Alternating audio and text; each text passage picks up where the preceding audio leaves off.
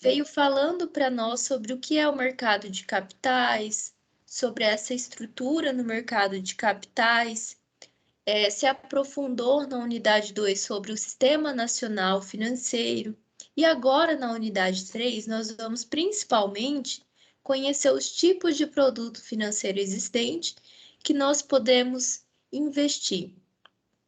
Então, a unidade, né, que traz como título Mercado Financeiro de Capitais, vem trazer para a gente conhecimento sobre os tipos de investimento financeiro, a diferença entre os tipos de investimento, como nós vamos fazer para realizar investimento, traz para nós uma forma de analisar esse investimento, né? Então, além de conhecer quais são os tipos de investimento, as características de investimento, é importante analisar esses investimentos. Então, esse livro traz para nós conhecimento, traz para nós um modelo que nos permite conhecer como analisar esses investimentos. Nós vamos conhecer também os riscos das aplicações financeiras e vamos conhecer também os impostos que são tributados desses investimentos financeiros. Para alcançar esse objetivo, essa unidade ela está dividida em 3 tópicos. O primeiro tópico, que vem mostrar para nós as características desses investimentos financeiros, dos produtos financeiros. O segundo tópico, que nos traz um modelo para analisar esses investimentos financeiros, que é chamado de precificação de ativo. Nós vamos conhecer esse modelo. E o terceiro tópico vem falar para nós como é tributado cada tipo de produto financeiro. Vamos começar então pelo tópico 1, que fala para nós, que nos dá conhecimento sobre produtos de investimento financeiro.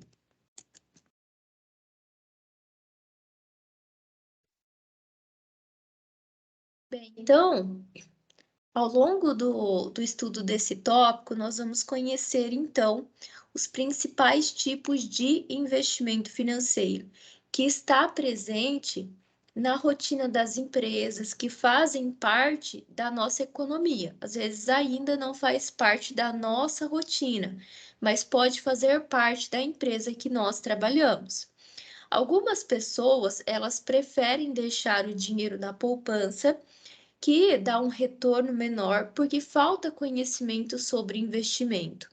Quanto mais informações nós tivermos sobre os produtos financeiros, sobre investimento, mais fácil vai ficar para nós obter benefícios com esses produtos financeiros. Quanto mais nós tivermos informações sobre esses produtos financeiros, sobre as formas de investimento financeiro, mais nós vamos ter base para criticar, para formar a nossa opinião e ainda para tomar melhores decisões. Então, essa unidade, ela se propõe a isso, a nos dar conhecimento sobre esses produtos financeiros, a nos dar mais conhecimento sobre investimento. Então, vamos conhecer, pessoal, esses tipos de investimento?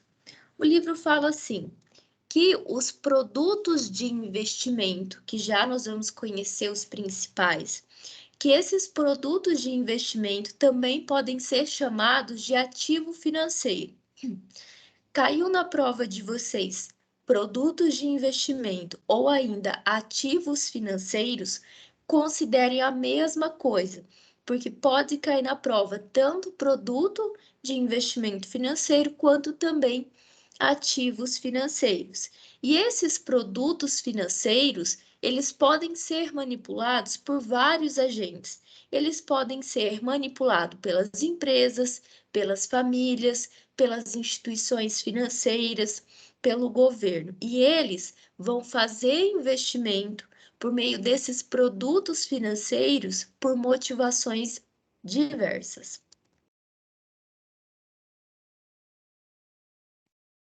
Bem, por que os agentes fazem investimento? Por que nós fazemos investimento?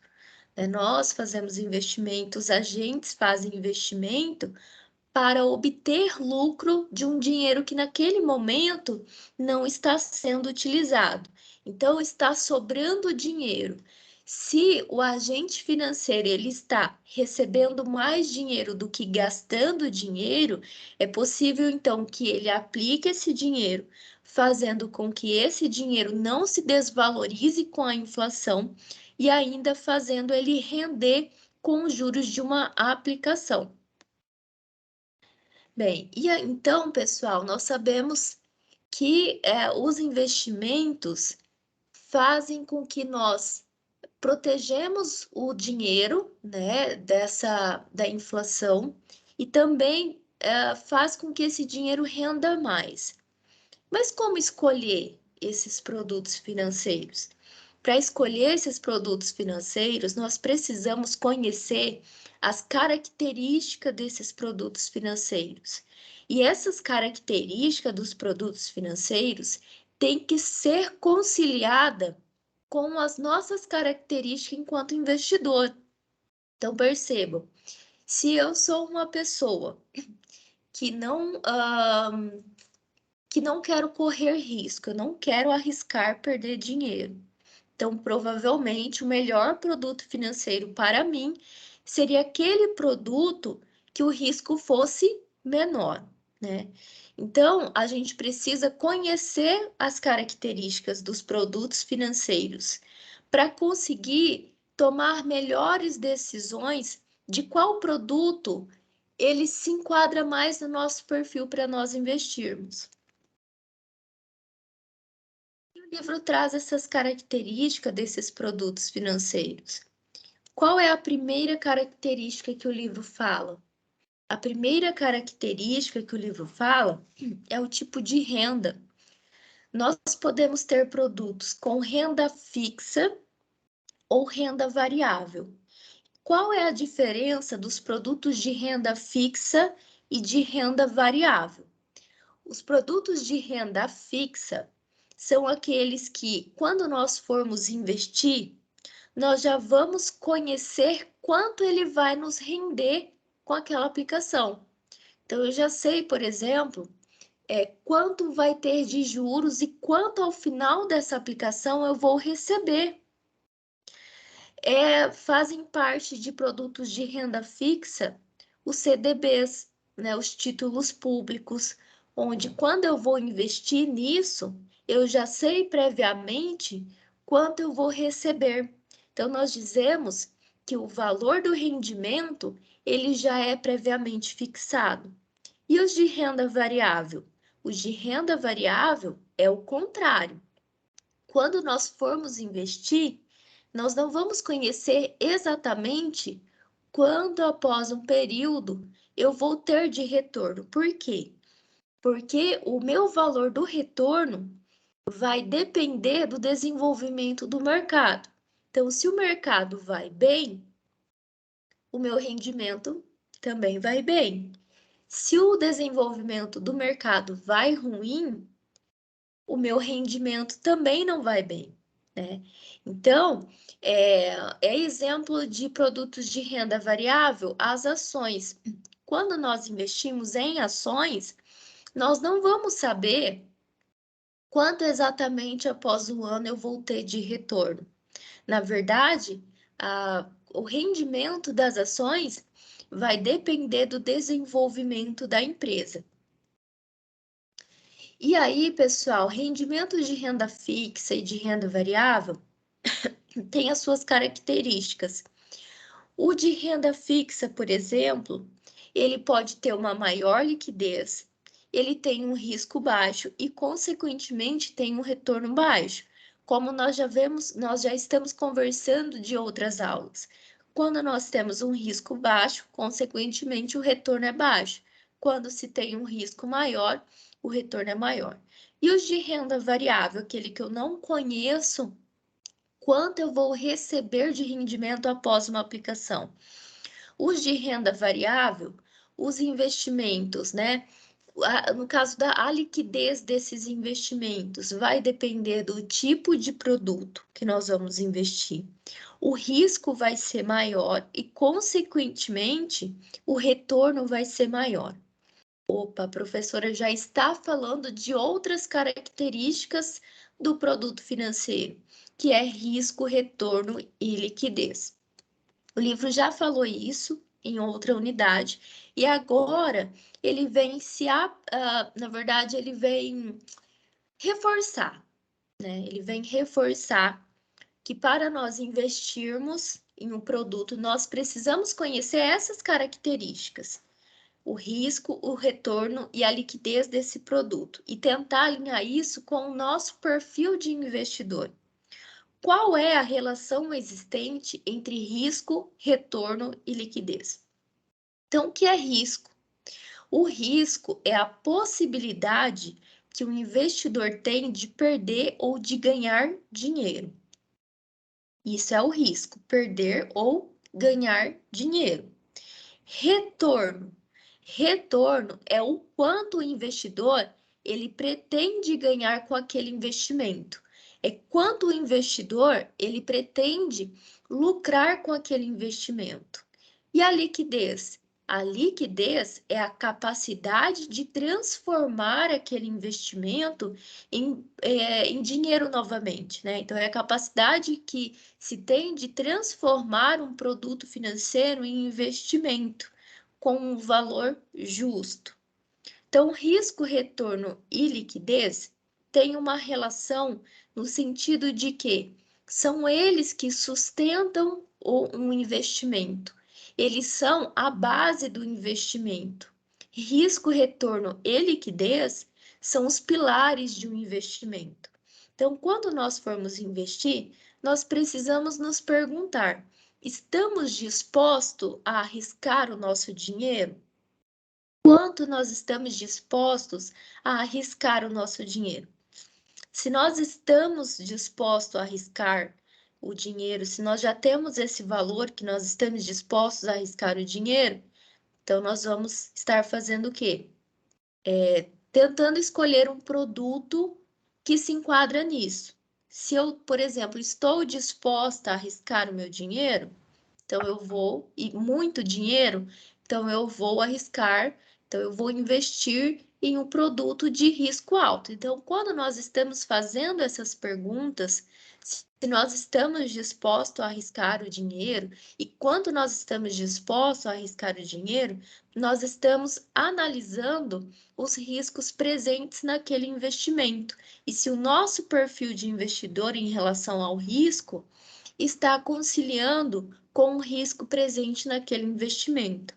Outra pergunta importante para se fazer quando nós vamos investir naquele produto financeiro: qual é o valor que nós pretendemos lucrar com aquele produto financeiro?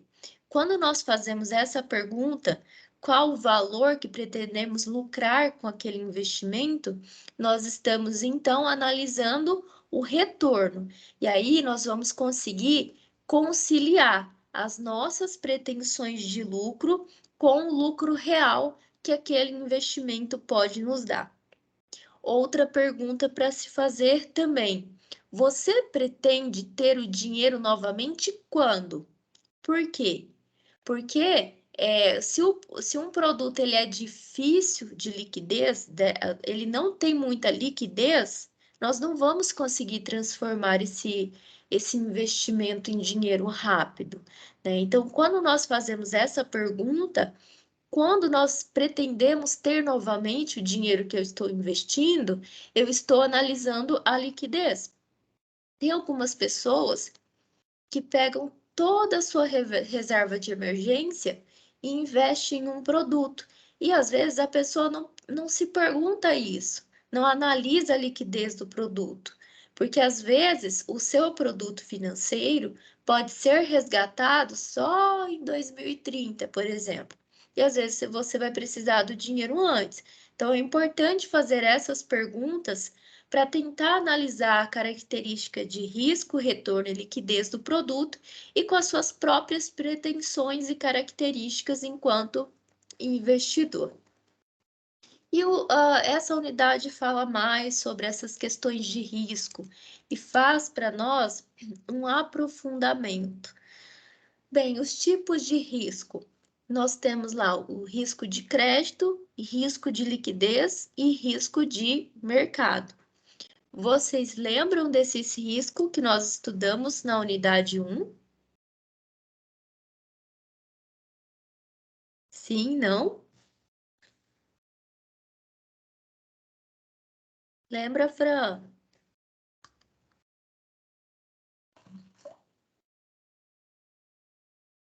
Ninguém lembra? Não. Não? Não tem problema, pessoal. Nós vamos rever, então.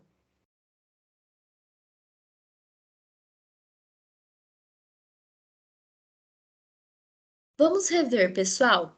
Quais são os tipos de risco que eu posso encontrar no meu investimento? Então, eu posso encontrar risco de crédito, risco de liquidez e risco de mercado. O que seria cada um desse risco? O risco de crédito é o risco que os superavitários correm de não receber o pagamento dos deficitários conforme o que eles acordaram. Isso é o risco de crédito. É o risco de não se ter o pagamento do deficitário conforme os acordos. Esse risco ele é mais comum nos empréstimos, nos financiamentos. E o risco de liquidez? O risco de liquidez é o risco que se tem de não conseguir transformar aquele investimento, aquele produto financeiro em dinheiro.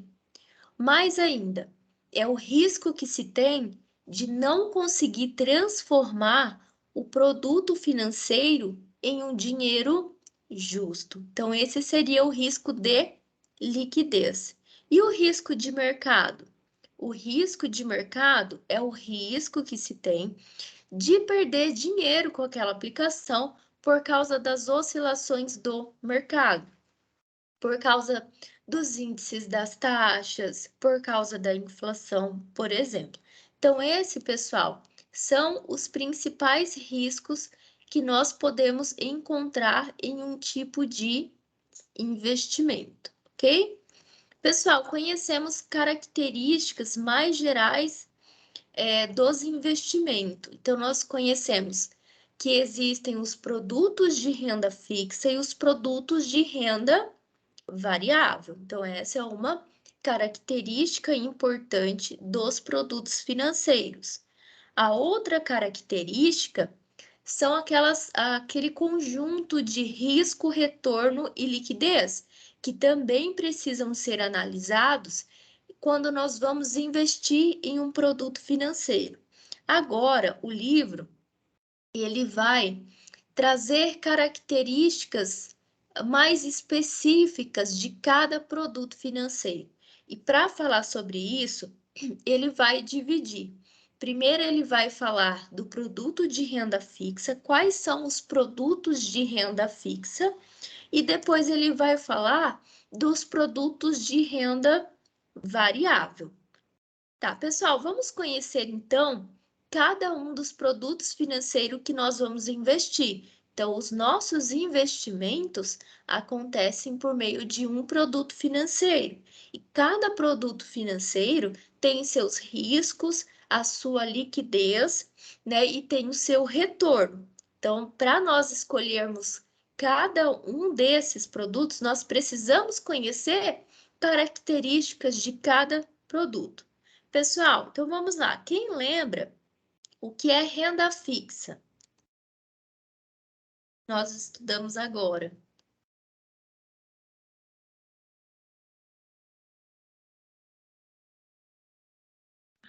É quando o valor dos juros já vem estipulado antes e a gente sabe qual será o retorno no final da aplicação. Muito bem. Oi? Não, eu ia dar um exemplo. Pode dar. No caso da renda fixa, é quando a gente investe, por exemplo, no Tesouro Direto. A gente já sabe quanto que a gente vai receber daqui a 2 anos, por exemplo. Perfeito, pessoal. Isso é renda fixa, né? Inclusive, o Sérgio já citou um exemplo que nós vamos conversar também. Pessoal, vamos conhecer então cada produto que fazem parte da renda fixa, que tem essas características. Nós vamos falar, então, do CDB, né, Certificado de Depósito Bancário, da CDI, Letras de Crédito Imobiliários, da LCA, Letras de Crédito do Agronegócio, das debêntures e dos títulos públicos federais. Vamos começar, então, pelo CDA. O que seria esse CDA? Bem, deixa eu contextualizar um pouquinho para vocês. Os bancos, eles oferecem para as pessoas empréstimos. Porém, o dinheiro que os bancos emprestam para as pessoas não é dinheiro dele. O dinheiro que o banco empresta para as pessoas é dinheiro dos clientes que investem em em produtos financeiros. Então, o dinheiro que o banco empresta para as pessoas é aquele dinheiro que nós deixamos na poupança. É aquele dinheiro que nós investimos no certificado de depósito bancário, por exemplo, ok? Então, isso precisa ficar bem fixo na cabeça de vocês, que os bancos, eles fazem empréstimo, mas o dinheiro que eles emprestam não é dele, é dos clientes que fazem investimento. Tá, professora? E como o banco ele lucra? Ele vai lucrar pelo que nós chamamos de spread bancário, ok? Spread bancário.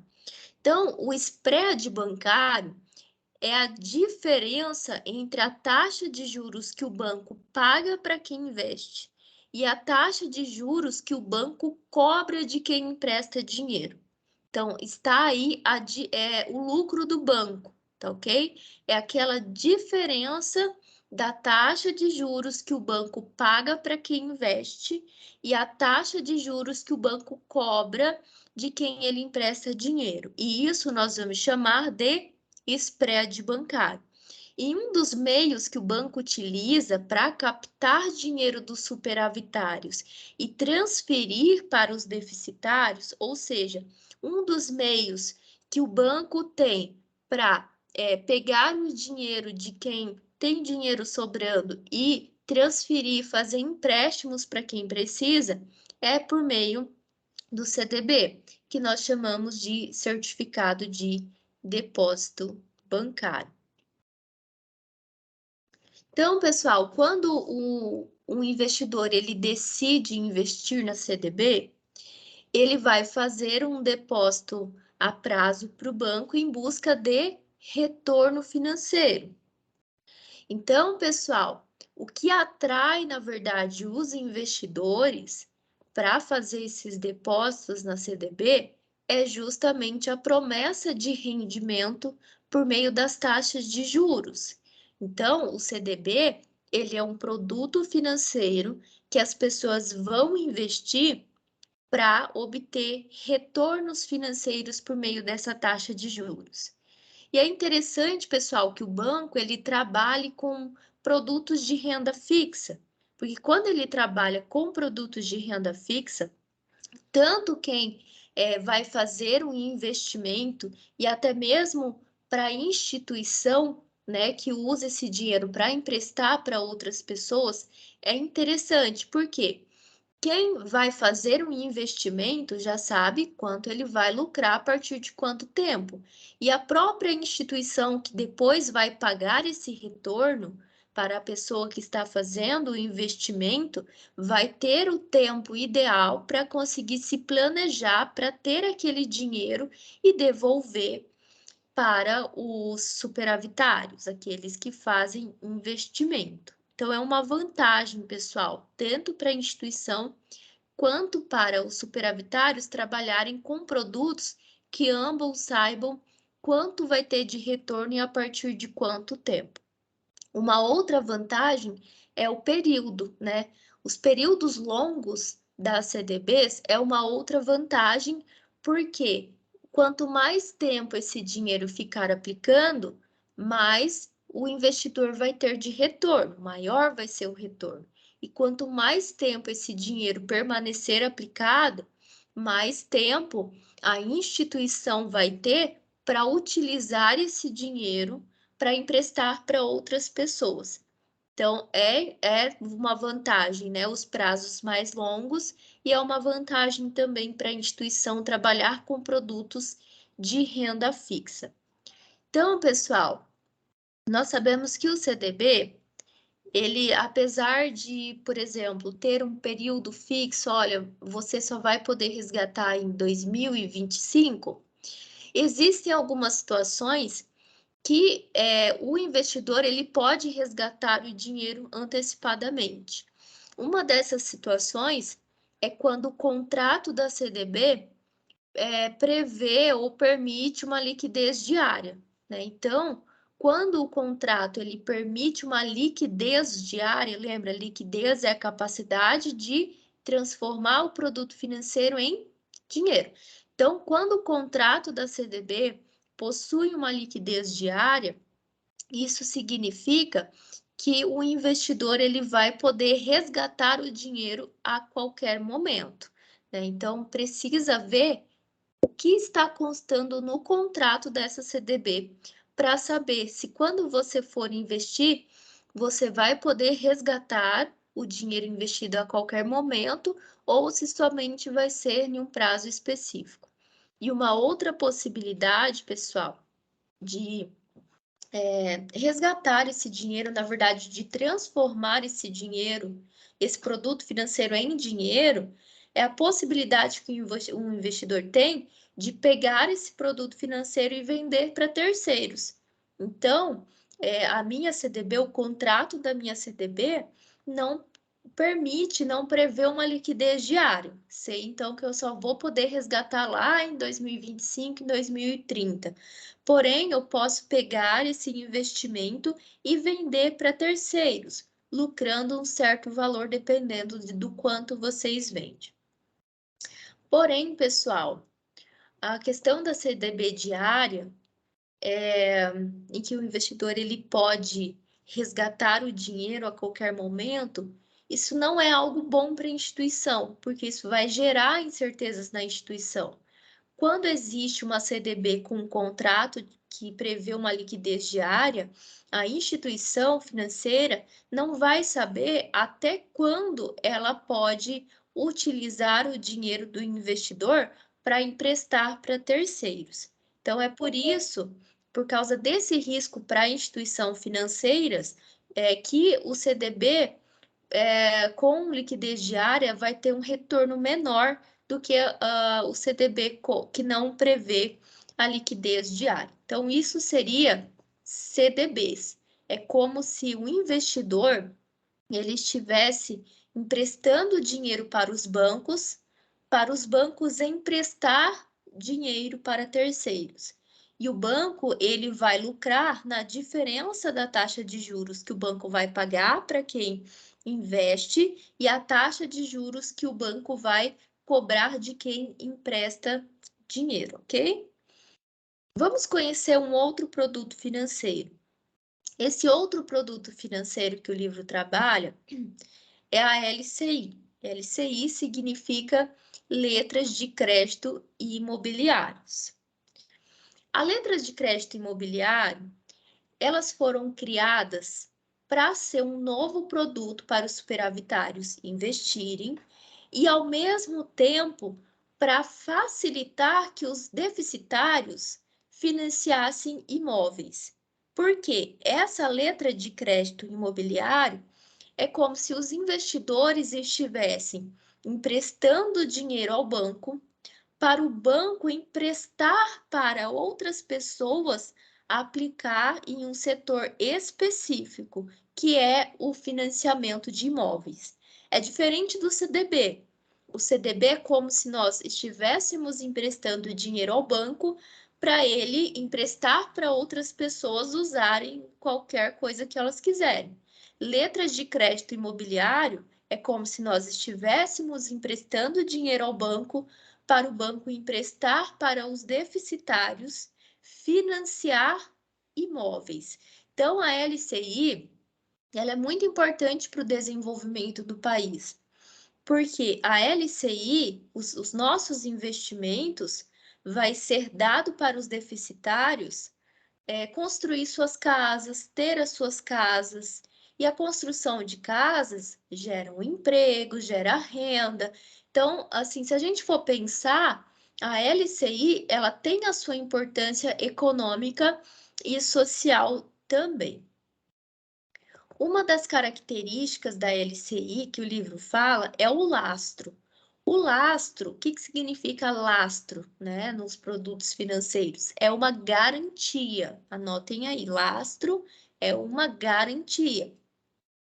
Por exemplo, se eu vou financiar uma casa, eu posso dar ao banco como garantia a minha casa. Quando eu dou a minha casa como garantia, eu vou ter então uma alienação fiduciária. Esse vai ser o termo quando eu tenho uma casa como garantia. Então, se eu não pago esse financiamento, o banco ele pode tomar a minha casa, porque a minha casa vai estar lastreada, ou seja, a minha casa vai estar dada como garantia, ok? E, pessoal, uma outra característica, né, da LCI é que como eu tenho um lastro, como eu tenho um bem lastreado, então esses investimentos vão ter um risco menor. E quando o risco ele é menor, a rentabilidade também vai ser menor. A LCI, ela também não pode ser resgatada a qualquer momento. Existem alguns prazos específicos que as pessoas precisam seguir. Isso vai depender do que está no seu contrato. Tem contrato que você pode resgatar uma LCI com 6 meses, com 3 anos, e ainda algumas ainda vai ter um prazo maior, ok? Então, não existe aqui uma liquidez diária, como tinha lá no CDB. Aqui na LCI, o resgate do valor que você investiu vai depender exatamente do que está no contrato. A LCI, ela pode ter taxa de juros pré ou pós-fixada. O que significa essa pré ou pós-fixada? A pré-fixada. Na pré-fixada, quando eu falo assim, taxa de juros pré-fixada, o investidor ele já vai conhecer a taxa de juros, ele já vai conhecer quanto ele vai ter de rendimento, porque esse valor ele não vai ser alterado até o momento do resgate. Isso é o que o livro define como pré-fixada. E pós-fixada? Pós-fixada, o juro só vai ser conhecido no vencimento da aplicação. É diferente, pessoal, de renda fixa e renda variável, não confunda. Na renda variável, o rendimento vai depender do desenvolvimento do mercado. Então, não tem nada a ver com renda pré e pós-fixada. Aqui na pós-fixada, o valor dele não vai depender, por exemplo, do desenvolvimento de uma empresa. Aqui, na pós-fixada, é os juros. Os juros vai ser conhecida apenas no momento da aplicação, ok? Uma outra característica da LCI. A LCI está isenta de imposto de renda. Então, quando nós fazemos um investimento, quando nós vamos resgatar o valor desse investimento, o retorno desse investimento, nós vamos ter que declarar no imposto de renda, pagar imposto de renda em cima desse valor. No caso dos rendimentos vindo da LCI, não paga, então, imposto de renda. Nós vamos nos aprofundar nessa questão lá no tópico 3. Pessoal, então, só para fechar a questão da LCI. A LCI, então, é como se fosse um empréstimo que os investidores vão fazer aos bancos e os bancos vão direcionar para os deficitários financiar imóveis. Isso seria a LCI. Ela tem como característica o lastro, que é um bem como garantia, por exemplo. Ela não pode ser resgatada a qualquer momento, então existem prazos no contrato que precisam ser cumpridos, e as taxas de juros podem ser pré ou pós-fixadas.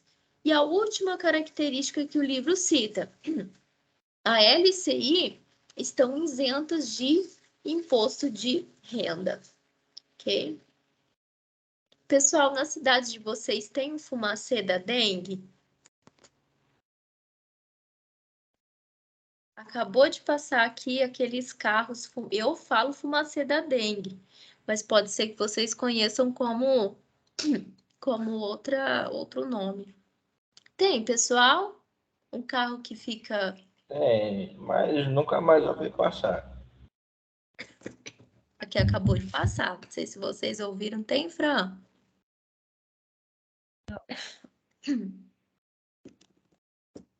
Jéssica tem, Michele não. Fabiola tem, Diego não. Vocês ouviram, pessoal, passando um barulho bem estranho aqui? Foi esses carros. A Fabiola pegou. Nossa, Fabiola. Leonan não. Mas normalmente passam pessoas espalhando veneno e não carros. Ah, é? Aqui passa carro. Passa um carro assim jogando veneno para cima assim nas árvores. E acabou de passar. Vocês ouviram o barulho?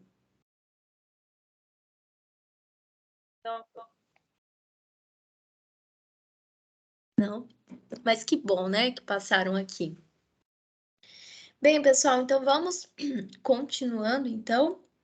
Falamos, então, do CDB, do LCI, e agora nós vamos falar de um outro produto bem semelhante ao LCI, mas é o LCA. O que significa LCA? Letra de crédito do agronegócio. Lá na LCI, eu falava assim para vocês, que é como se nós estivéssemos emprestando dinheiro ao banco e ele estaria emprestando esse dinheiro aos deficitários para eles financiar imóveis.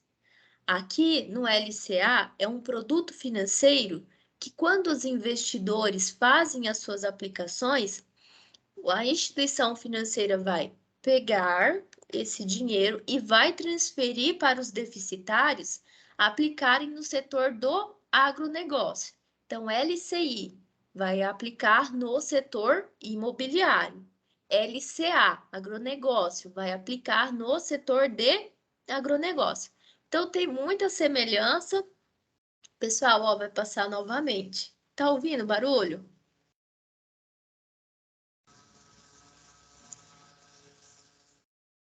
Gostou? Não? Nossa, tá bem forte.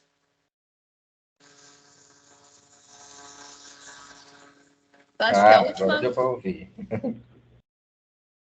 Acho que a última vez que eles ouviram, acho que a última vez que eles vão passar, se qualquer coisa se voltar, eu vou para um outro quarto para não atrapalhar.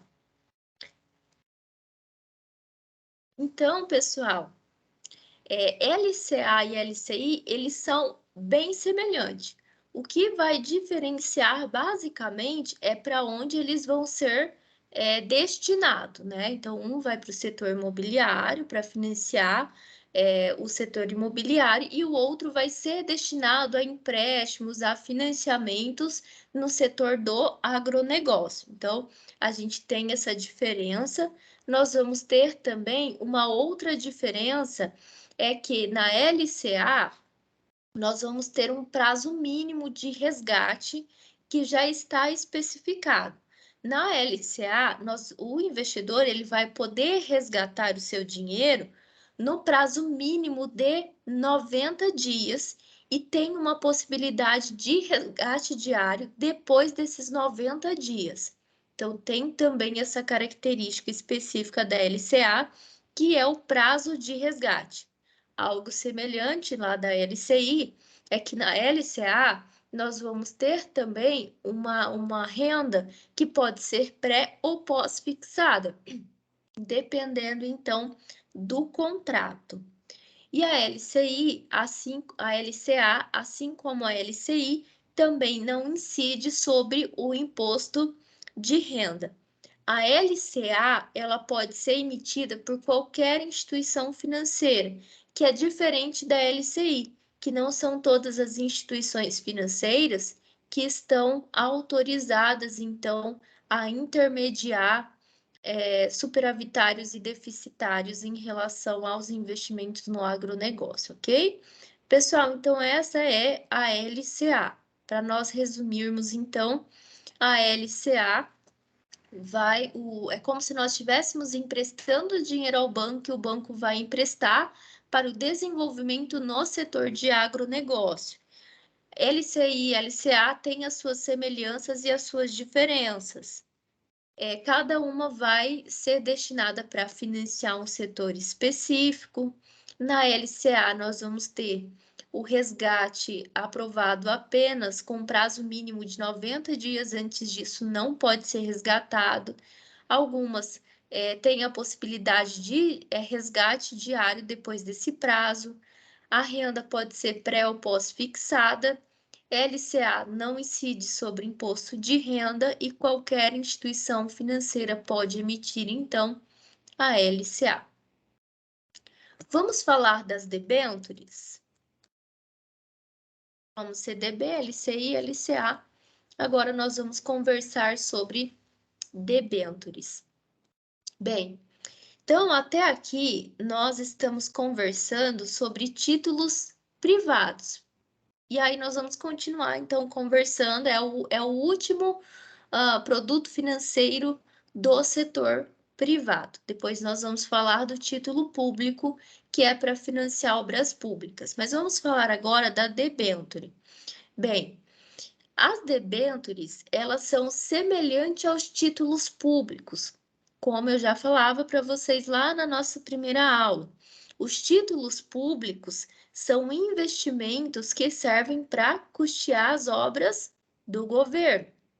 As debêntures são semelhantes aos títulos públicos, porém, ao invés do investidor estar emprestando dinheiro para o governo, ele vai estar emprestando dinheiro para financiar dívidas das empresas. Então, quando nós investimos em debêntures, é como se nós estivéssemos emprestando dinheiro para as empresas pagar as suas dívidas, ok? Então, debêntures seria isso.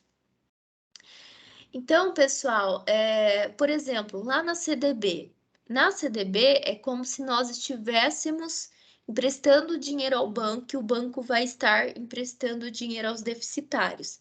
Nas debêntures, nós vamos estar emprestando dinheiro para as empresas pagar as suas dívidas, ok? E as empresas, pessoal, elas podem tanto ocorrer no mercado de crédito para obter empréstimos e financiamentos, quanto também pode ir atrás, procurar o mercado de valores mobiliários para também obter certos valores, ok? E um dos meios, pessoal, para elas conseguir esses valores é por meio das debêntures. Então, assim, inclusive na aula passada nós falamos assim, que às vezes as empresas elas precisam de um valor muito alto para financiar seus projetos, para ela se desenvolver e crescer. E às vezes esse valor ela não consegue por meio de empréstimos e financiamento. Então, por isso surge a necessidade de desenvolver um outro mercado, que é o mercado de valores mobiliários, para que ela possa ter um outro meio de conseguir um valor mais alto, por exemplo, por meio das ações e por meio das debêntures. Então, as debêntures é bem fácil também de entender, basicamente é isso, mas elas têm alguns detalhes também.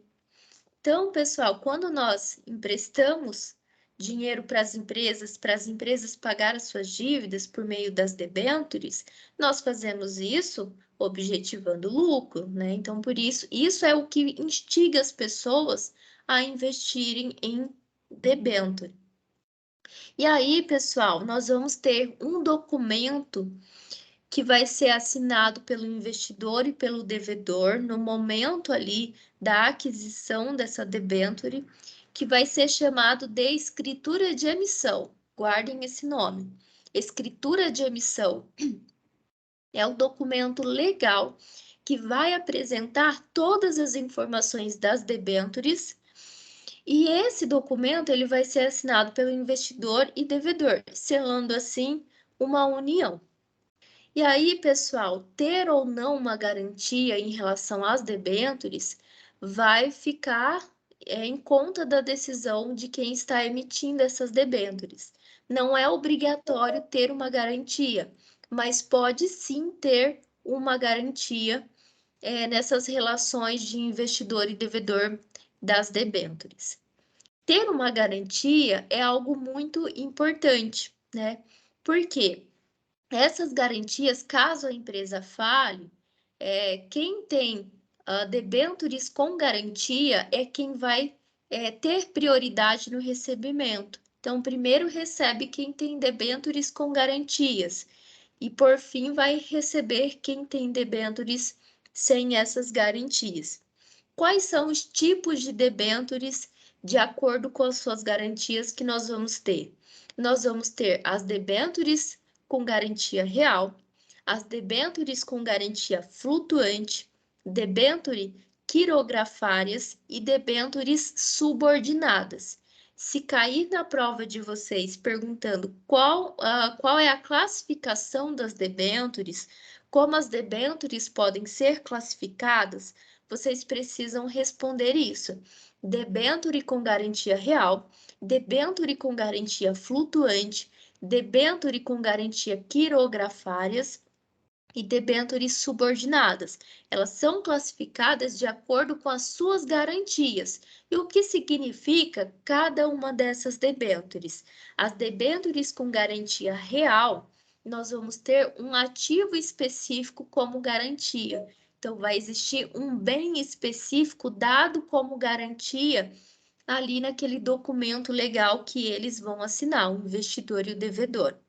Debênture com garantias flutuantes, nós não vamos ter um bem específico como garantia, mas nós vamos ter lá no contrato uma garantia ampla, né? Então, vai ser dado uma certa garantia, mas não vai se determinar qual é essa garantia. Garantia quirografárias, nós não vamos ter nenhum ativo, nenhum bem como garantia. E debênture subordinária, além de não ter nenhum ativo, além de não ter nenhum bem como garantia, se a empresa falir, essa pessoa não vai ter prioridade na ordem de recebimento e ela vai ser a última pessoa a receber, ok? Então, a classificação das debêntures está totalmente relacionada com as garantias que ela tem. E essas garantias, só para reforçar, elas são importantes, porque caso a empresa falir, quem vai receber primeiro são os investidores que têm em seu contrato algum tipo de garantia. A maioria das debêntures tem renda fixa, né? Então, nós já sabemos o quanto nós vamos receber, né? Depois de um tempo ali que o seu dinheiro ficou emprestado para a empresa.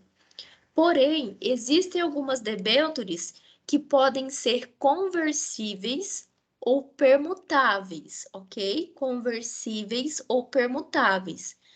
Qual é a diferença das debêntures conversíveis e das debêntures permutáveis? As debêntures conversíveis, elas podem ser transformadas em ações. Então, chegou um momento que a empresa precisa pagar o retorno do investidor. Então, a empresa ela pode chegar no investidor e dizer assim: olha, você prefere ações ao invés desse valor que eu tenho que te retornar? Se o investidor optar por ações, então, ao invés de dar ao investidor o dinheiro, pode dar ao investidor ações daquela empresa específica. Então, quando o contrato prevê debêntures conversíveis, pode ser, então, que o valor que o investidor está aplicando se transforme em ações da própria empresa. Isso pode ser interessante, porque ao invés da empresa tirar do seu ativo, tirar o dinheiro lá do seu caixa para pagar o investidor, ela vai dar para ele ações, sem precisar tirar dinheiro do seu caixa.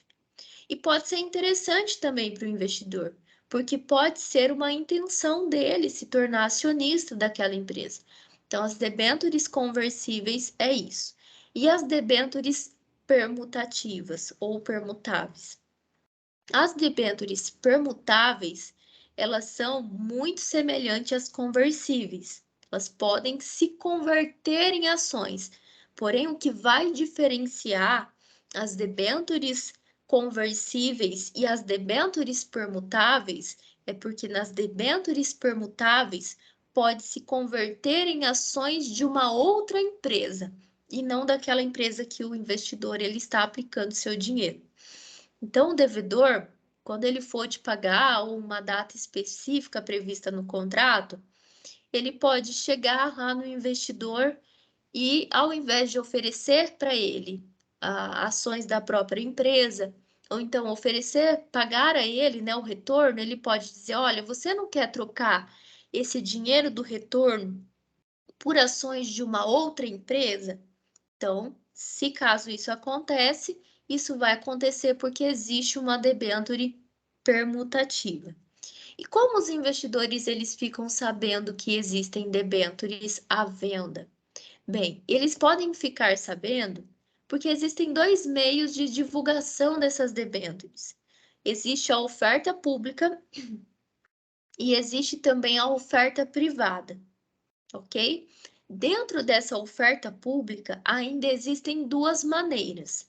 Então, existe uma maneira dentro da oferta pública que a empresa ela vai elaborar um documento chamado de prospecto de distribuição, contendo assim informações específicas sobre o investimento, vai dar esse documento às instituições intermediadoras e essas instituições vão distribuir esses documentos para o público de investidores. Então, ela distribui para possíveis investidores sem restringir o tanto de investidores que vão receber esse documento. Isso é uma oferta pública geral. Uma outra maneira, ainda dentro da oferta pública, é o que nós vamos chamar de oferta pública com esforços restritos, ok? Oferta pública com esforços restritos. Nessa oferta pública com esforços restritos, é semelhante à oferta pública geral, vai acontecer o mesmo processo. O que vai diferenciar é que, ao invés das instituições intermediadoras distribuir para o público geral de investidores, sem especificar, sem restringir a quantidade, nessa oferta pública com esforços restritos, o próprio nome já diz restrito, esse documento, a instituição intermediadora vai distribuir para um público restrito, tá ok? No máximo, 75 possíveis investidores. Então, ela não distribui para vários investidores sem se preocupar com a quantidade. Na oferta pública com esforços restritos, ela vai distribuir para no máximo 75 possíveis investidores e no máximo 50 pessoas podem de fato investir nessas debêntures. Isso são maneiras de ofertas públicas. Vamos entender agora as ofertas privadas. Na oferta privada, essas debêntures não vão ser distribuídas ao público. Não é a instituição intermediadora que vai procurar esse público. Na oferta pública privada, a própria instituição, né, que vai emitir ali a debênture, ela vai selecionar de forma privada os investidores. Então, eu tenho uma empresa, preciso de investidores para a minha debênture. Então, eu posso aqui procurar a Jéssica, procurar a Fran, procurar o Sérgio, de forma privada. Então, não acontece de uma forma pública em que se é distribuído esses documentos, ok? Isso vai ser a principal diferença entre a oferta pública e a oferta privada.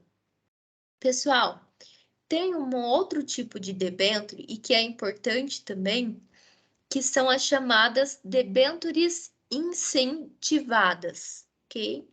As debêntures incentivadas, elas foram criadas em 2011 pelo governo federal, visando impulsionar alguns setores específicos, como o setor da infraestrutura. Para quê? Para desenvolver o país.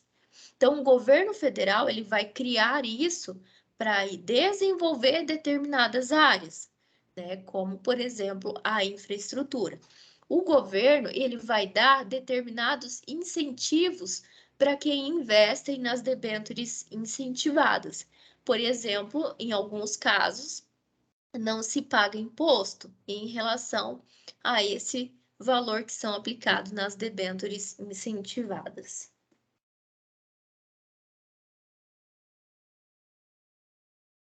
Pessoal, sobre as debêntures, é isso. Vamos falar do último principal produto de renda fixa, que são os chamados títulos públicos federais. O Sérgio chegou a comentar, né, do título público, nós falamos também lá na primeira aula, e agora nós vamos se aprofundar um pouco mais. Então, pessoal, até aqui, né, até as debêntures mesmo, nós vimos produtos financeiros que vão desenvolver áreas privadas. Então, é o banco que vai destinar esse dinheiro para pessoas que querem investir em áreas privadas. No caso da debênture, também para desenvolver empresas privadas. Agora, nós vamos falar de um produto financeiro que é destinado ao setor público, que são os chamados títulos públicos federais. Então, pessoal, os títulos públicos federais é como se nós estivéssemos emprestando dinheiro ao governo para o governo custear suas obras, né? Basicamente, os títulos públicos é isso. Quando nós investimos em títulos públicos, o governo ele vai pegar esse dinheiro para desenvolver alguma determinada obra do governo, para pagar as suas obras. E aí você pode estar pensando, professora, mas o governo cobra tanto tributo? Sim, ele cobra muito tributo, como nós vimos lá na disciplina de Direito Tributário Empresarial. O governo, ele cobra muito tributo, porém, alguns tributos eles ainda não conseguem, em sua totalidade, custear determinadas obras. Então, quando o governo ele cobra tributo e o tributo já não dá mais conta de custear suas obras, então ele pode emitir títulos públicos. E nós vamos ter 5 títulos públicos. Quais são esses 5 títulos públicos? Nós temos Tesouro Prefixado, Tesouro Prefixado com juros semestrais, Tesouro Selic, Tesouro IPCA+, com juros semestrais e Tesouro IPCA+. Esses são os 5 tipos de títulos públicos. E cada um desses títulos tem suas características. O Tesouro Prefixado e o Tesouro Prefixado com juros semestrais, eles têm uma taxa fixa. Então, a taxa de juros, né, nós já vamos conhecer elas lá no momento do contrato, porque ela já é pré-fixada. E o resgate, ele só vai ser possível lá na data de vencimento. Nós não vamos conseguir resgatar o valor desses dois produtos, desses dois títulos, antes da sua data de vencimento. O Tesouro Selic e o Tesouro IPCA+, com juros semestrais, a taxa de juros cobrada é fixa também. Então, é aquela taxa já pré-fixada no contrato. Nós já conhecemos o valor do nosso rendimento.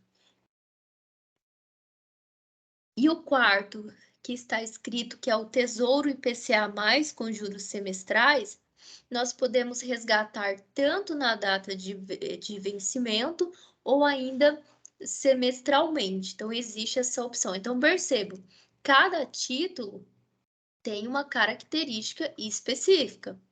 Alguns pode resgatar só na data de vencimento, outros podem ser resgatados semestralmente, como é esse Tesouro IPCA+, com juros semestrais. E o Tesouro IPCA+, né? O Tesouro IPCA+, ele já tem uma taxa previamente fixada que está no contrato, porém o rendimento dele também vai se dar em cima do valor da taxa Selic. Então, vai ser somado lá o rendimento, o valor da taxa que está no contrato, mais ainda o valor da taxa Selic. No caso do Tesouro IPCA+, também o valor dele só pode ser resgatado na data de vencimento. Pessoal, e se eu tenho, e se eu, na verdade, tenho como objetivo um valor específico por meio dessa minha aplicação, porém, eu desconheço qual valor eu vou precisar aplicar para ter tal valor, para ter esse valor que eu quero. Então, aqui nesse exemplo, traz para nós como nós podemos encontrar esse valor. Então, para eu saber quanto eu preciso aplicar em um título específico para ter X rendimento daqui a tanto tempo, sabendo, conhecendo a taxa de juros, eu preciso lançar nessa fórmula. Preço, que é igual ao valor de venda dividido por 1, esse 1 mais taxa, e o 1 mais o valor da taxa está elevado a DU dividido por 252. Então, como a professora começou a se aprofundar mais nesse conteúdo de investimento, eu comecei a pesquisar mais, a baixar mais aplicativos, a tentar entender melhor como é, inclusive, para que eu possa transmitir mais conhecimento para vocês. E aí eu encontrei um aplicativo do Tesouro Direto mesmo, e que ele, para indicar quais são os melhores produtos para investir, ele pergunta para nós, né, se a gente quer aplicar em um valor conhecendo, já tendo ali um preço específico, ou se eu quero que eles me sugerem um produto apenas com o meu objetivo de rendimento. Então, eu penso que eles partem desse cálculo também. Então, veja essa situação. Nessa situação, um título, ele foi comprado em 2/1 de 2019. E ele vai vencer no dia 1/1 de 2022. Então, essa é a data de resgate. Quanto tempo, pessoal, ele vai ficar aplicado? O tempo que ele ficar aplicado é o valor do meu DU. No caso, o valor, os dias, né, o tempo que ele ficar aplicado é 755.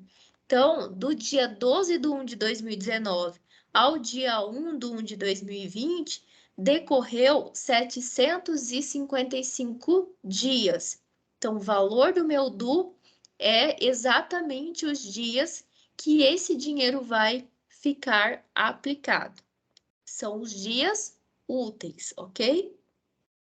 E aí, pessoal, aqui eu já tenho o valor da minha taxa. Esse título, o meu dinheiro, ele vai ficar investido do dia 2/1 de 2019 ao dia 1/1 de 2022, com uma taxa de 9,32% ao ano. O valor da minha taxa, para eu jogar na fórmula, eu preciso transformar a porcentagem em unidade. E para transformar o valor da porcentagem em unidade, eu preciso então dividir por 100. E esse valor vai ser o quê? A minha taxa. 9,32% dividido por 100, 0,0932, ok? E eu sei, pessoal, que o valor que eu vou receber, que eu vou resgatar lá na data de vencimento, é R$1.000. Então, o valor que eu vou receber na data do meu vencimento é o valor da venda. Então, eu vou lançar lá R$1.000 como valor de venda. Consegui, então, as informações. Agora é só fazer a matemática básica. Primeiramente, vou sempre calcular o que está elevado, 755 dividido por 252. Depois, resolvo o que está entre parênteses, elevo ainda nesse resultado que vai dar, e depois divido 1.000 pelo valor que eu vou ter, então, o resultado de 765,69 centavos. Então, para eu ter um valor de R$1.000 durante esse período com essa taxa, eu preciso aplicar exatamente 765,69 reais, ok? Pessoal, falamos então, né, dos produtos de renda fixa. Agora nós vamos conhecer os produtos de renda variável. Quem lembra o que é renda variável?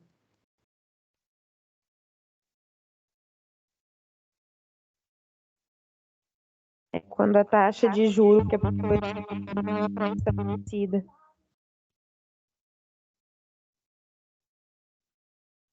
Exatamente, pessoal. É quando o valor da minha taxa de juros ainda, assim, eu não conheço o meu rendimento futuro, eu não tenho assim essa taxa de juros. O meu investimento ele vai depender do desenvolvimento do mercado.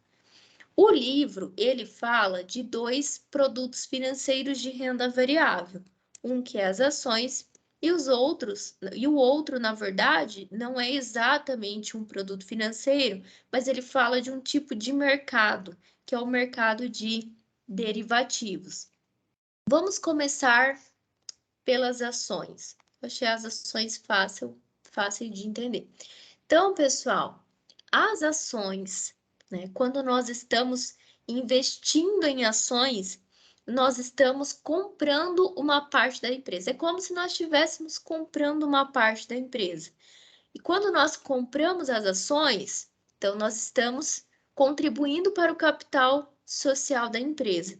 Então, quando nós compramos ações, nós estamos contribuindo para o capital social da empresa, e quando nós contribuímos para o capital social da empresa, então, isso significa que nós estamos nos tornando acionista daquela empresa. Quando a gente compra uma parte de uma ação, percebam, nós não estamos emprestando dinheiro para as empresas, como é o caso da debênture. Nós estamos comprando uma parte da empresa. Então, praticamente, nós estamos nos tornando um dos donos. Então, nós vamos fazer parte da sociedade daquela empresa. E por fazer parte da sociedade daquela empresa, isso vai nos dar alguns direitos. Isso não significa que nós vamos ter direito total sobre aquela empresa. Nós vamos ter apenas alguns direitos. Já nós vamos conhecer quais são esses direitos. No Brasil, né, e onde nós compramos ações? No Brasil, quem é responsável por operacionalizar a compra e venda de ações é a B3, Brasil Bolsa Balcão, que antes a B3 era chamada de BMF Bovespa. Porém, pessoal, cada país é uma empresa diferente. No caso das ações brasileiras, é a B3.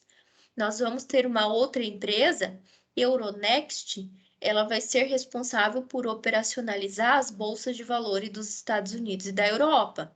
E nós vamos ter diversas outras bolsas de valores. Nós vamos ter uma empresa específica para operacionalizar a bolsa de valores de Tóquio e assim por diante. Mas a empresa responsável por operacionalizar a compra e venda, né, das ações no Brasil é a B3. Então, pessoal, como eu estava falando, quando nós compramos uma ação, compramos uma parte da empresa, nós vamos ter alguns direitos.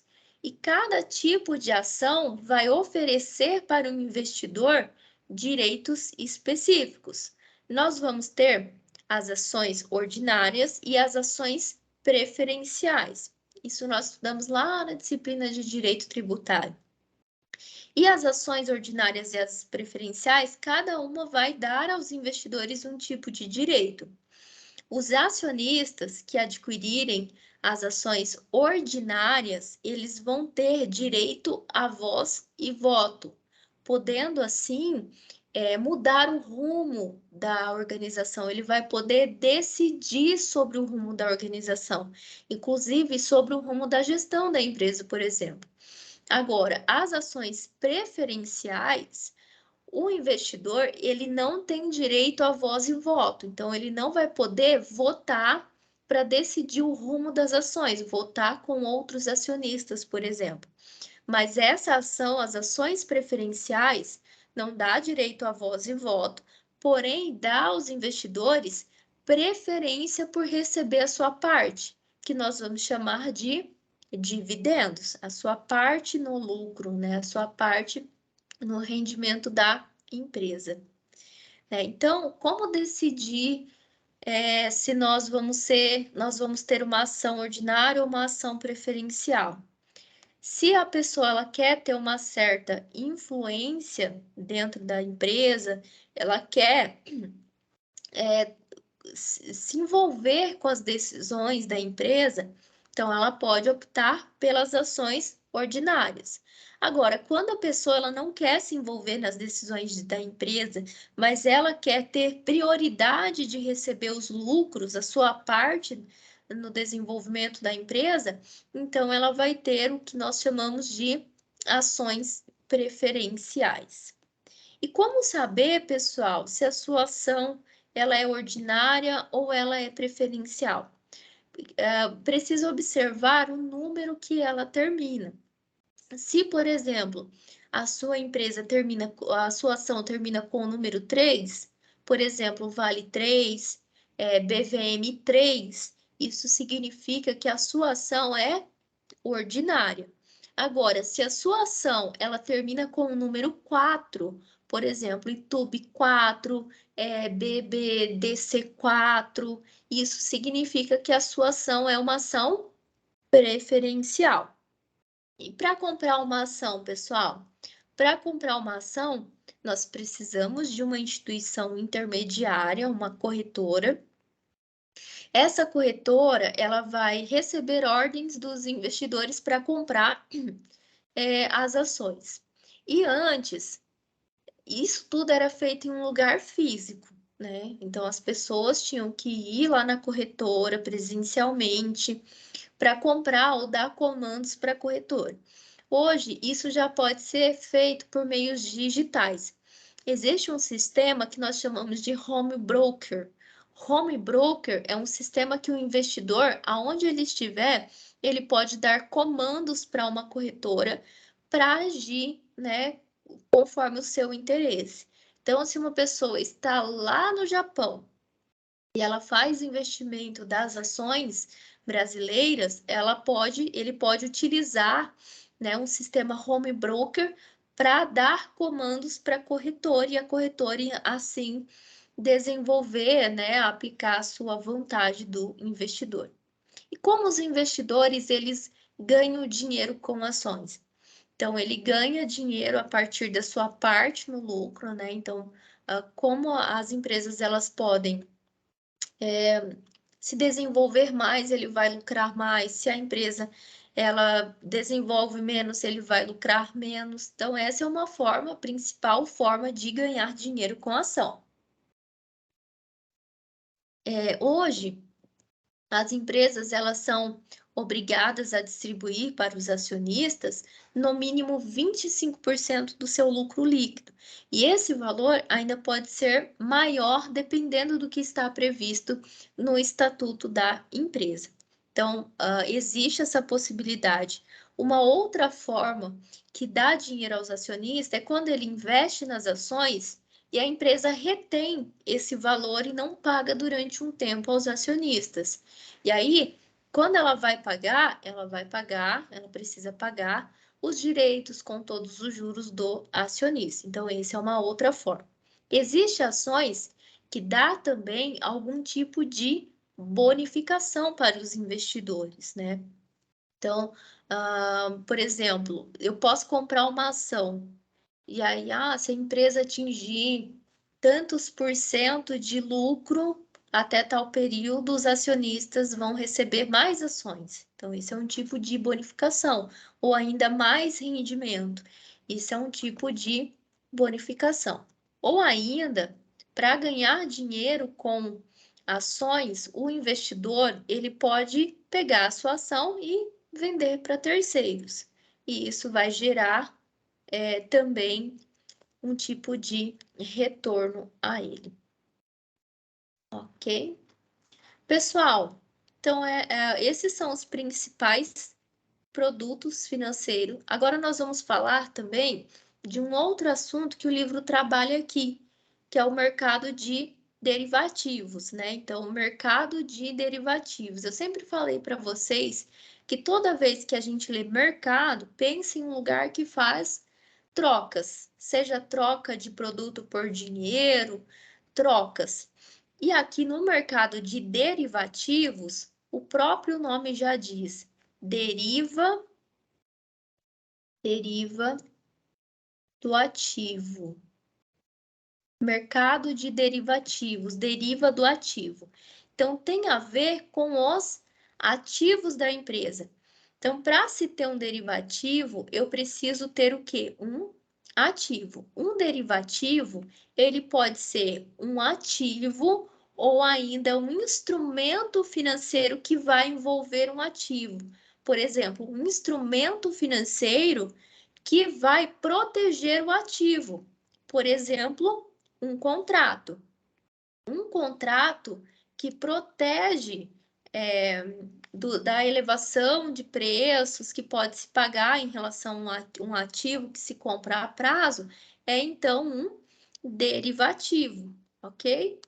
Bem, então, pessoal, por exemplo, nós temos uma opção, vamos supor que eu compre produtos do exterior como matéria-prima. Compro isso a prazo.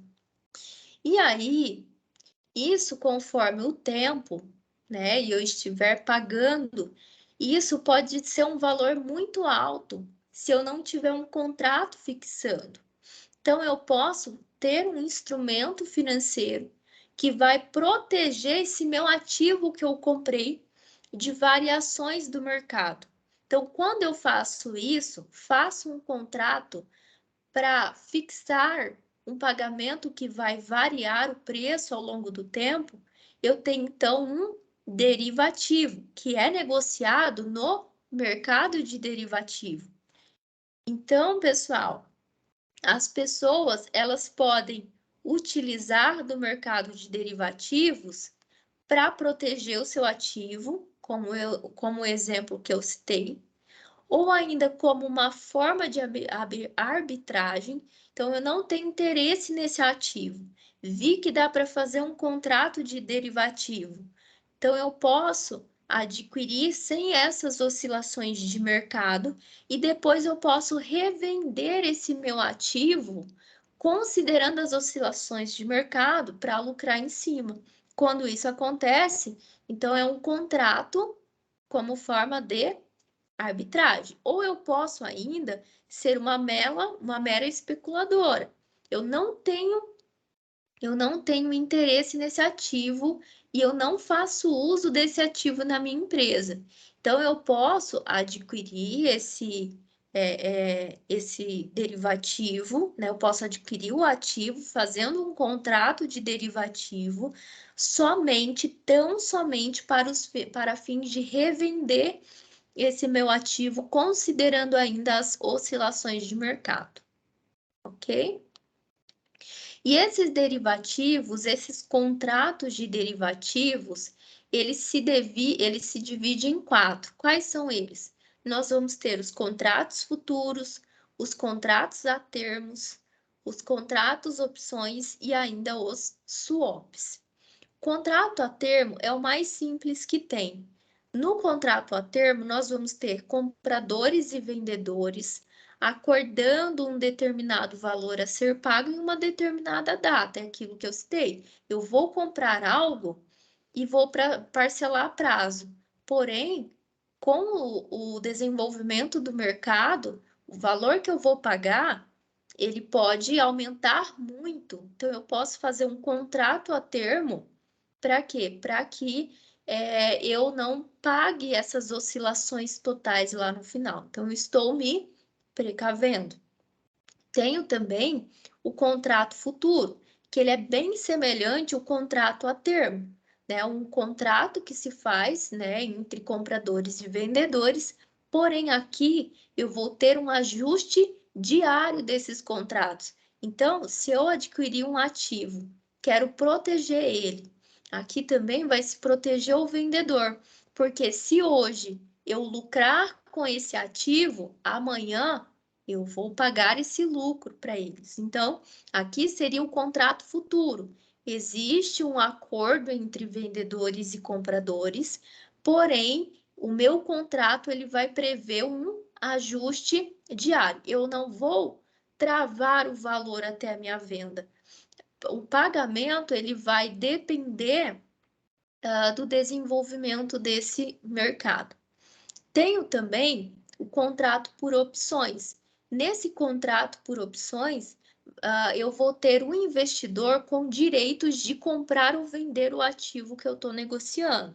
Então, eu comprei um ativo, não estou pagando, então o investidor ele tem o direito de comprar esse meu ativo ou ainda de vender o ativo que eu estou negociando. O swap. O swap, pessoal, ele vai garantir uma rentabilidade entre ativos, entre indicadores. Então, as pessoas, os compradores e vendedores, eles vão fazer trocas de investimento. Então, eu tenho uma ação, você tem uma debênture. Então, nós vamos vender, então eu vendo a minha ação para você, em troca eu tenho a debênture. Nós não sabemos se esses dois investimentos vai dar bom, não vai? Então, no final da data, quem tiver um rendimento bom vai pagar quem não teve. Então, isso seria o contrato por swap. Parece que esse é o mais difícil de entender, né?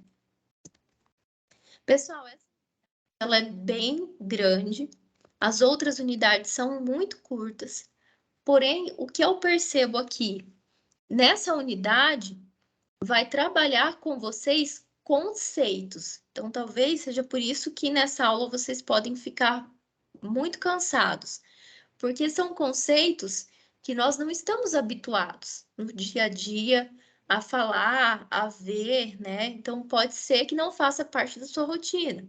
Então, para vocês irem bem na prova, tentem pegar esses principais conceitos. O que é renda fixa, o que é renda variável, o que é CDB, o que é LCI, o que é LCA. Então, tentem pegar os principais conceitos que eu tenho certeza que vocês vão se dar bem.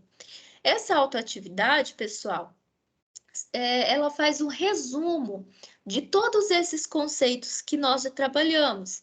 Então, por isso que eu não vou aqui me aprofundar. Mas terminando a aula, pessoal, já fazem, porque vai estar fresquinho na memória de vocês, né? Aqui, por exemplo, está perguntando sobre os riscos. Quais são os riscos que nós temos? Risco de crédito, risco de liquidez e risco de mercado. Qual é a finalidade da CDB? Nós vamos ter também a questão da CDB. Então, estudamos a CDB, estudamos a LCI, LCA, as debêntures, títulos públicos, os tipos de títulos públicos, a ação, ações, os derivativos. Então, aqui, pessoal, cai conceitos. São esses conceitos que eu trabalhei com vocês. Eu tenho certeza que se eu repetir, vocês vão ficar muito cansados. Então, terminou a aula, já tenta fazer essas atividades. Vocês vão ver que é facinho e é tudo que eu falei aqui para vocês na autoatividade faz um resumo. Bem, nesse tópico 2, o livro trabalha uma forma de nós analisarmos esses investimentos.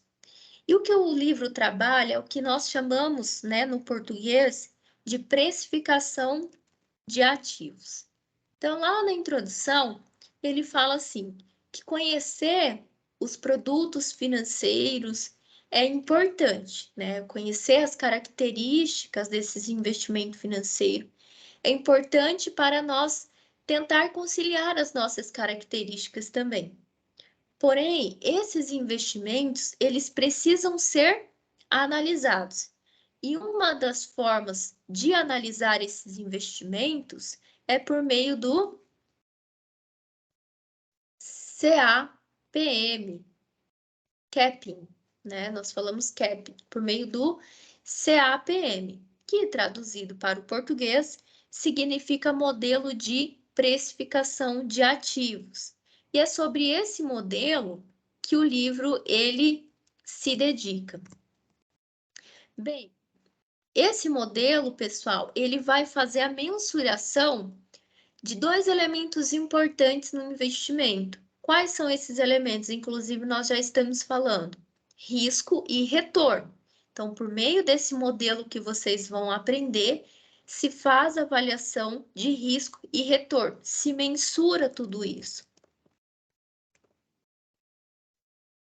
Então, pessoal, esse capping, esse modelo, ele vai buscar dar a vocês uma taxa de retorno que supere o risco daquele investimento.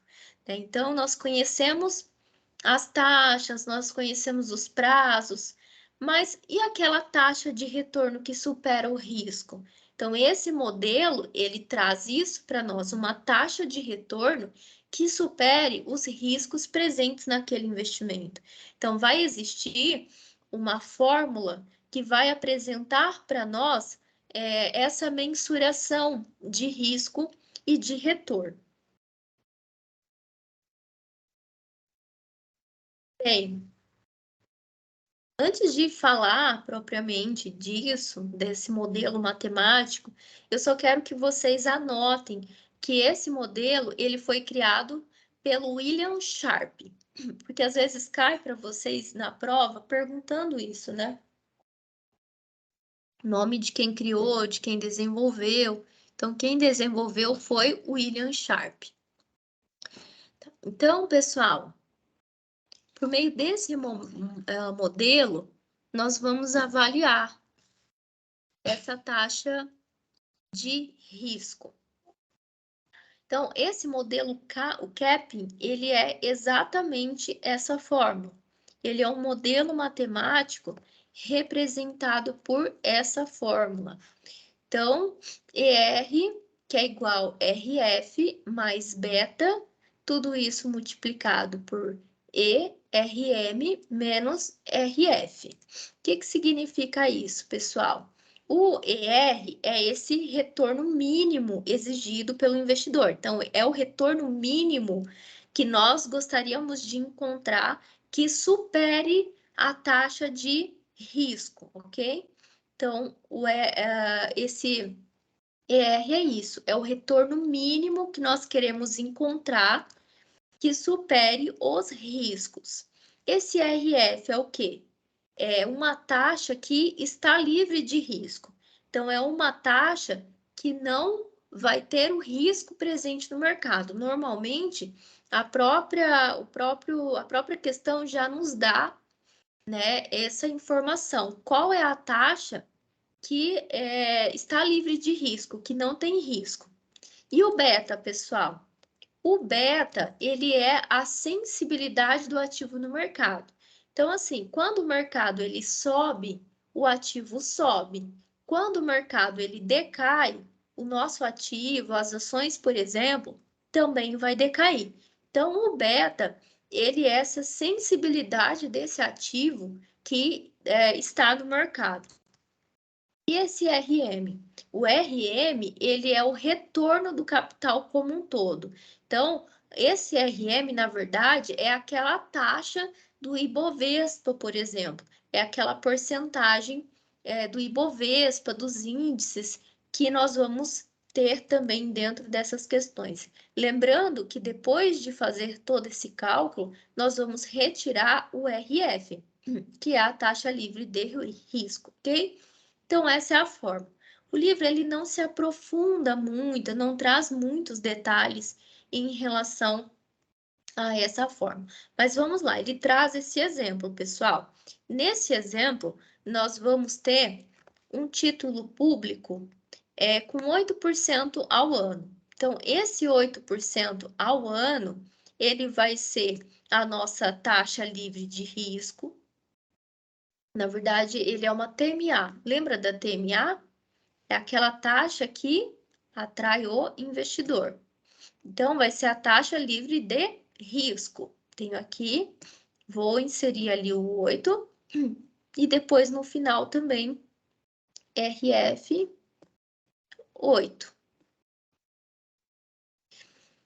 E aí, pessoal, a própria questão nos dá o beta, que é aquela sensibilidade do ativo no mercado, como 1,5. Beta 1,5. E depois, pessoal, a própria questão nos dá o valor do retorno esperado no mercado, que é esse ERM. Então, coloquei ali 12. Não precisa de transformar. Então, veja, pessoal, qual é o segredo aqui? Olhar para a questão, olhar para os dados que a questão nos traz e colocar na forma. Fazendo isso, pessoal, vocês vão encontrar, né, uma taxa que é esperada, né, uma taxa que supere o investimento. Olhei ali para a questão, né, 8% TMA é o meu RF, coloquei ali. Beta, tenho aqui na fórmula, beta, ERM também. Coloquei na fórmula, aplico a matemática básica. Então, primeiramente, para resolver, vou calcular o que está entre parênteses, depois o que está fora do parênteses. Fazendo essa multiplicação, eu tenho, então, 14% como uma taxa que, nesse caso, né, com esse risco, com essa sensibilidade do ativo no mercado, 14% vai ser a minha taxa que vai superar os riscos presentes nesse investimento. Pessoal, eu vou indicar para vocês, caso vocês queiram se aprofundar mais, eu vou enviar para vocês um link onde o professor ele faz resoluções específicas desse cap, né? Então, vai ter uma parte ali que ele explica e a outra parte que ele resolve várias questões sobre isso, ok? Então, estou indicando a vocês para vocês verem o vídeo ao longo da semana. Mas, basicamente, pessoal, isso é o que o livro traz para nós. A autoatividade, pessoal, a mesma coisa, trabalha conceitos, ok? Pessoal, vamos então para o nosso tópico 3. 3. Ele fala de tributos.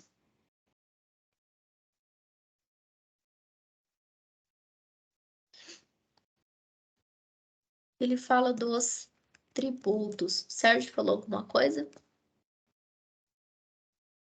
Professor, eu vou pegar mais um casaco, tá frio demais. Voltei, vou comprar as ações da Magazine Luiza e buscar uma geladeira amanhã. Eu vou ser acionista da varejista, logo eu tenho direito.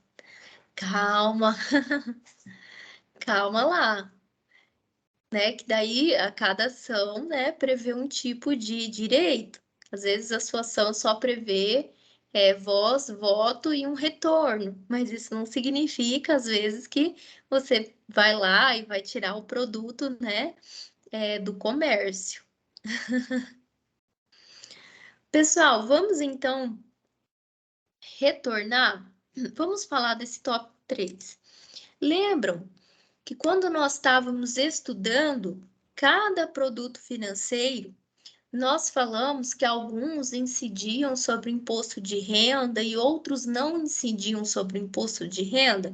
Então, esse tópico ele vem detalhar mais sobre isso, né? Então, ele vem trazer mais detalhes sobre isso.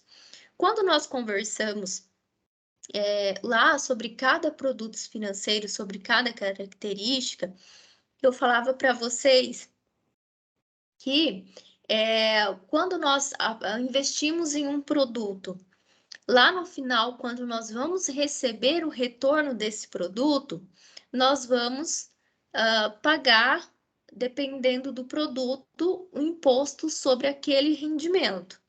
Alguns sim, outros não. E é isso que esse tópico vem dizer. Qual paga, quanto paga. Então, ele faz vários detalhamentos sobre isso. Ele vai começar, pessoal, especificando cada um daqueles produtos. No caso da LCA, né? Da LCI e da LCA. Bem, no caso da LCI e da LCA, vamos conhecer essas características. As pessoas físicas que investirem na LCI e na LCA não vão pagar impostos, é regra, não pagam impostos. Já as pessoas jurídicas que investem na LCI e na LCA vão pagar imposto conforme o tempo que esse dinheiro ficar aplicado. São regrinhas, pessoal, que nós vamos ver, ok? Então, LCI e LCA, no caso das pessoas físicas, não pagam impostos. No caso das pessoas jurídicas, pagam impostos, ok? E aí, pessoal, quanto mais tempo esse dinheiro ficar aplicado, maior vai ser o rendimento, como nós vimos. Por quê? Porque o valor, pessoal, da alíquota, o valor que vai ser pago, vai diminuindo ao longo do tempo. Então, percebam no caso da LCI e da LCA, se permanecer até 180 dias aplicado, vai se pagar 22%, o valor da alíquota. E aí, assim por diante. E as CDBs? As CDBs, pessoal, vocês sabem que a alíquota? A alíquota é o percentual, né? Ou ainda é um valor fixo que vai ser aplicado para calcular, né, o valor do tributo, o valor do imposto, ok? Vamos voltar ainda na LCA e na LCI, né? Que são detalhes que me passaram.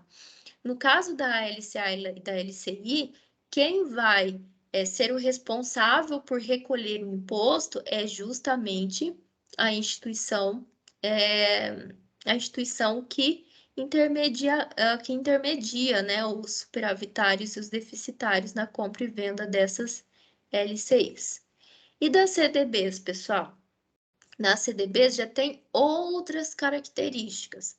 No caso das CDBs, todos os investidores, independente se é pessoa física ou se é pessoa jurídica, pagam imposto conforme o tempo que esse dinheiro ficar aplicado. E aí, no caso, é a instituição intermediadora que também vai ser a responsável por recolher impostos. Bem, no caso dessas CDBs, também vai ter o seu período até 180 dias. Quanto mais tempo esse dinheiro ficar aplicado, menor vai ser a alíquota. pode perceber, do dia 1, eu vou ter uma alíquota bem maior do que de outros dias, vai diminuindo conforme a aplicação do dinheiro. Das debêntures, pessoal, são regrinhas, tá ok? Regrinhas decoreba.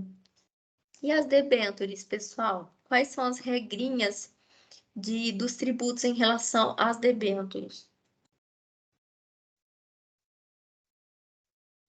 Nas debêntures, nós não vamos ter, então, a isenção de impostos. Quem vai recolher o imposto também é a instituição que vai emitir o título. São a quem emite que recolhe o título. No caso das debêntures incentivadas, nós vamos ter uma regrinha diferente. Lembra das debêntures incentivadas? O governo vai incentivar para que as pessoas, de fato, invistam em debêntures incentivadas. No caso das debêntures incentivadas, as pessoas físicas, né? Então isso não inclui a jurídica, as pessoas físicas e também as pessoas que não residem no Brasil, quando elas investem nas debêntures incentivadas, elas não vão pagar imposto sobre aquele rendimento. Pessoas físicas e pessoas não residentes no Brasil. No caso da pessoa jurídica, ela vai pagar 15% de alíquota. E nos títulos públicos? Nos títulos públicos, pessoal, não tem isenção, ok? Então, não tem isenção de impostos quando, então, se aplica nos títulos públicos. Quem vai emitir o título é quem vai recolher esses impostos. Mesma questão, pessoal, da porcentagem. E depois se fala das ações. Nas ações, pessoal, os juros, eles só vão ser cobrados quando você, de fato, tiver algum rendimento com a ação. Então, não é comprando a ação que você já vai começar a pagar. É só quando você tiver rendimentos positivos com essa ação. As pessoas físicas que conseguem menos de 20 mil reais com essas ações têm a isenção de impostos. Agora, as pessoas físicas que conseguem um rendimento maior do que 20 mil reais, elas não têm isenção de impostos. Pessoas físicas também não têm isenção de impostos. Aqui nas ações, acontece algo muito diferente dos outros títulos. No caso, o recolhimento dos impostos não acontece pela instituição que emite o título. No caso, o próprio investidor, ele vai ser responsável por calcular, né, os seus rendimentos, né, os seus investimentos e pagar para a Receita Federal por meio da DARF. Então, o que significa DARF? Documento de Arrecadação de Receitas Federais. Bem, pessoal, bem extensa a aula, né? Porém, é aquilo que eu falei para vocês, conceitos e regrinhas, no caso dos tributos, que eu penso que vai cair mais na prova de vocês. Então, lá no nosso primeiro tópico, nós falamos sobre os tipos de investimento, sobre os produtos financeiros. No segundo tópico, nós falamos de um modelo para calcular, né, os rendimentos, na verdade, para analisar esses investimentos, né, para calcular o risco, né, o rendimento que está livre de risco. E no terceiro tópico, nós falamos das regrinhas de tributação presente em cada produto financeiro. Pessoal, eu vou abrir agora para vocês